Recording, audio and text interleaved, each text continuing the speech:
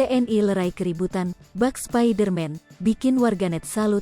Sebuah video beredar di dunia maya, seorang anggota TNI melerai keributan dalam satu hajatan.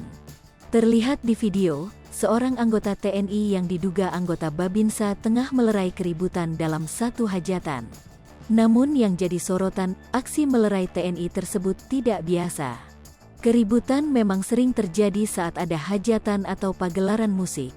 Seperti yang ada di video, warga nampak cekcok karena satu hal. Anggota TNI itu kewalahan karena banyaknya warga yang terlibat keributan. Tiba-tiba, seorang anggota TNI melompat ke tiang tenda dan menarik seorang yang terlibat keributan tersebut. Sontak, video yang diunggah oleh akun update banget itu banjir komentar. Mereka salut karena anggota TNI tersebut melerai keributan dengan cara naik tiang tenda.